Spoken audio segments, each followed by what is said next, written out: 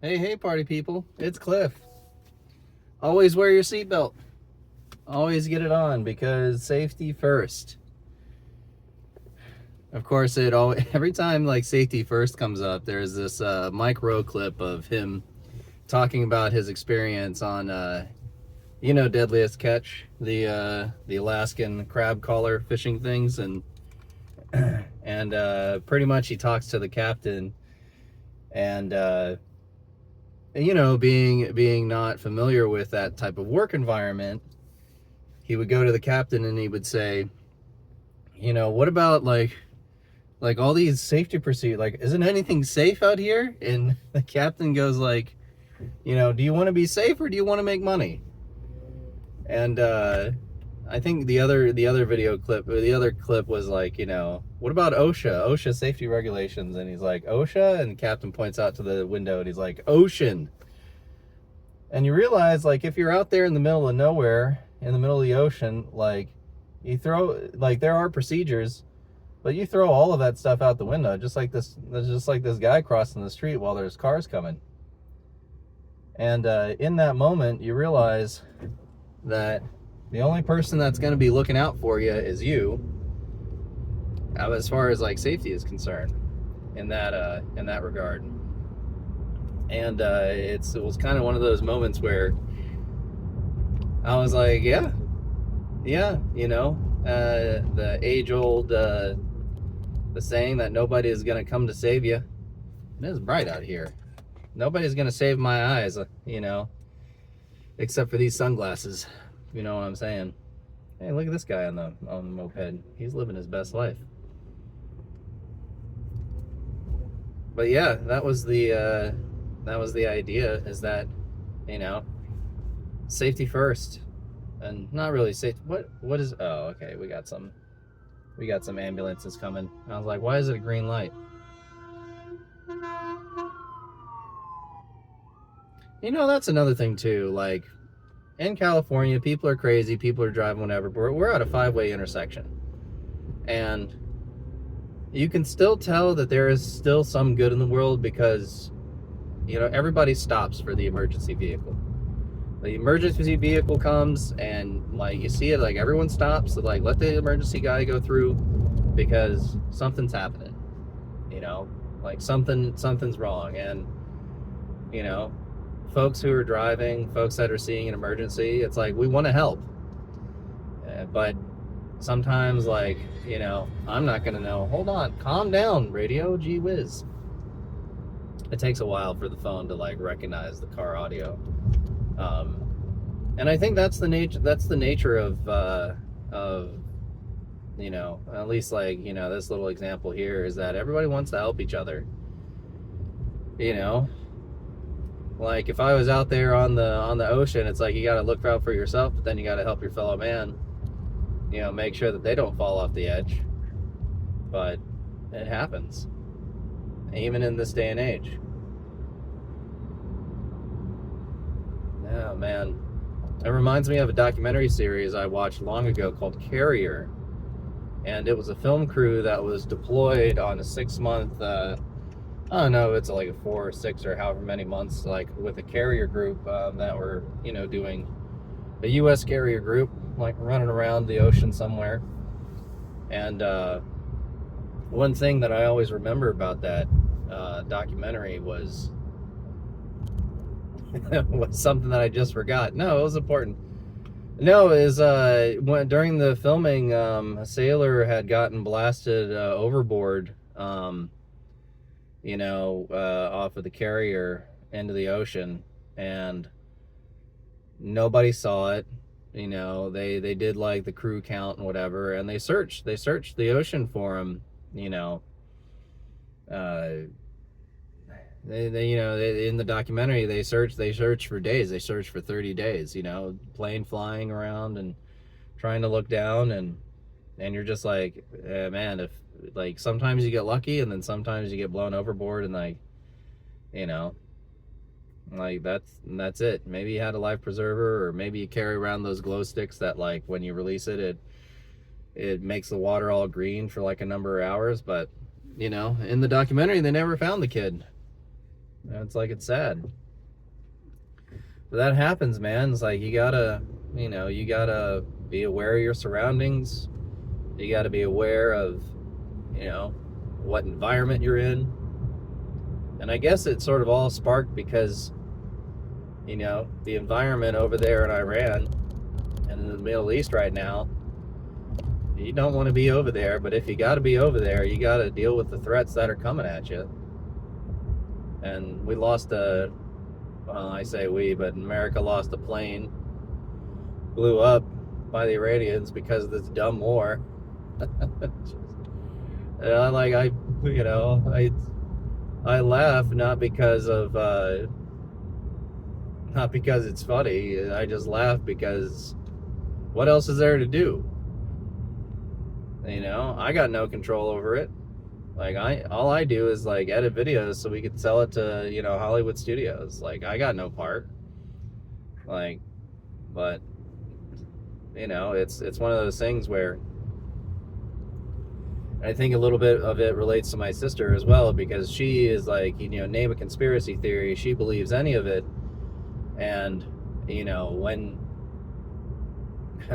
when you're out there in the ocean, it's like you're not just gonna, you're not gonna unclip yourself or whatever. You're gonna strap in. You're gonna make sure that you're gonna survive that environment. And like in the environment of drone warfare, leaving $500 million planes out on the tarmac within striking distance of a drone, it's like, guys, come on. We saw the hits from Russia. We saw the hits from we saw the hits from Ukraine into Russia, with the drones that were just into whatever it's called, in the shipping pack and the shipping containers. Man, it's a crazy world. I think there was like that news article that was saying like there might be a drone attack on whatchamacallit, LA. Of course, it's like, all right, well, if there is, then if it hits me, like, that's it. I got no control over it. But like, that's what you got to do wherever you are, whatever you're doing. You just got to be aware of your environment and and basically react to the evidence and the logic behind that. Because if you fall on your beliefs like my sister, you're not going to do well. If you fall into sensationalism, if you fall into the YouTube algorithm or Instagram and being like, silly, stupid people doing dumb shit, then that's the thing. You're gonna get burned. So you got to have a clear mind. You got to have a reasonable mind. One that is based and grounded in reality, grounded in facts, not grounded in the way that people, especially on the fucking news, like, talk nowadays.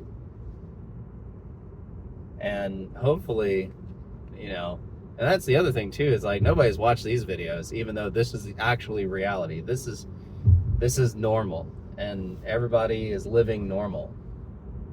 Just like those guys back there with the, just like everybody at that intersection, it's like, it's normal for here to stop and to let the emergency vehicle go through because, there's a problem. Somebody's life needs to be saved. I was driving, I got Taco Bell once, and why is the Cybertruck going like so slow in front of me? I don't know.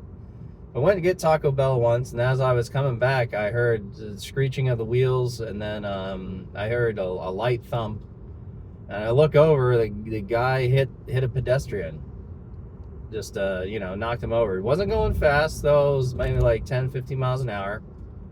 We get in there, I stop, I get out, go over, there was already people around. The guy who got hit was sitting on the curb, and whatchamacallit, why is this guy going so slow? Why is the guy in front of him going so slow?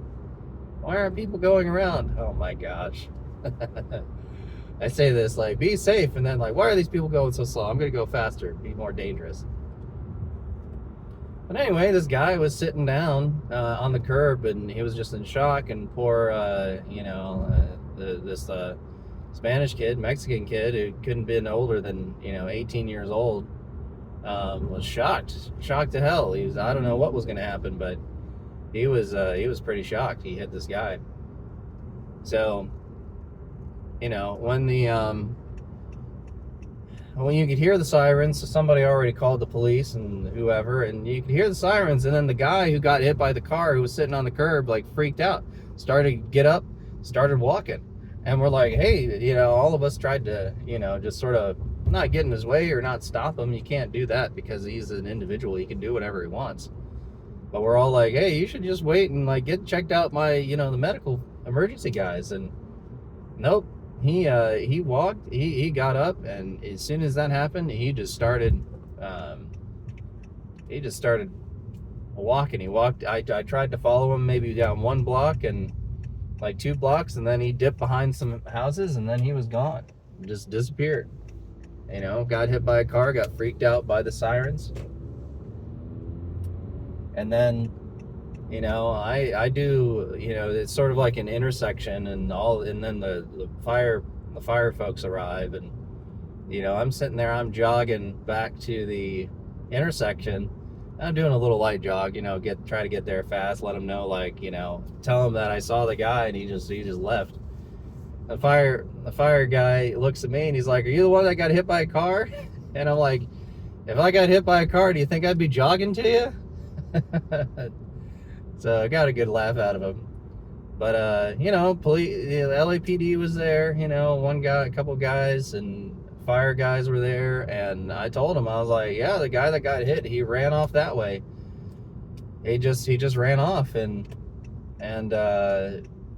yeah, it's one of those things where like the police, they were like, well, like everyone says you hit a guy, but the guy that you hit's not here, so we can't do any press charges or anything on the kid, and let everybody let go. And that was that. It's like I don't know what that guy was doing, but he was just not right in the head, of course, or he was in trouble or something. But it goes back to your own personal safety, and the safety of others.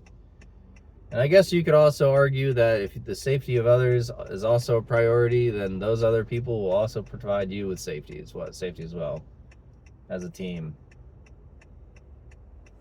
But no, I hear more sirens.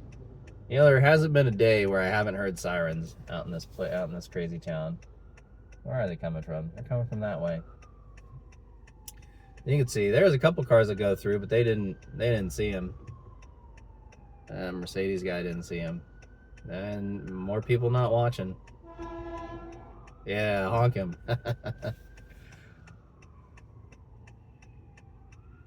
There's another couple of them, I think. Yeah, I don't know where they are. That's all right. We'll get there. We'll get through this intersection. But yeah, people stop for the emergency vehicles if they see them, and you can still, like things that are happening normally, people that are going to work, people that are out and about, it's still 99% of people are gonna like respect the law, respect the emergency vehicles that are going through. There's another guy. This must be something happening. There's another police guy on a motorbike here. So, oh, look at this police guy. I don't know. He's going the other way. And who knows what's happening? Oh, he's going down the way that we're going down. That's funny. However many millions of people out here in LA, like there's going to be emergency every day. Because something's going to happen. It's just statistics. And, sort of wish everybody would just calm down a little bit. Calm down. Chill out. You know, relax. It's not the end of the world.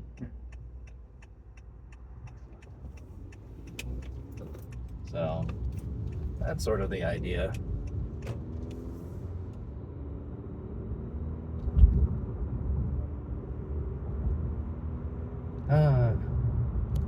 Whoa, see this guy. What's this guy doing? I know you can't see any of these things because I don't like that'd be interesting to have the dash cams in like the little corners. One guy came screaming out of the side of the thing, almost clipped the other Honda Accord. It's like everybody's rushing. Everybody's like, we gotta get everything done. Man, we gotta hustle. Too much hustle. But anyway, I'm going to leave it there because I think that's a good stopping point. It's just be safe out there. That's why I always say it. You know, make sure that whatever environment you're in, you're properly geared up and defending against whatever's out there that's out there to get you. So until next time, you know, keep on being good. See yas.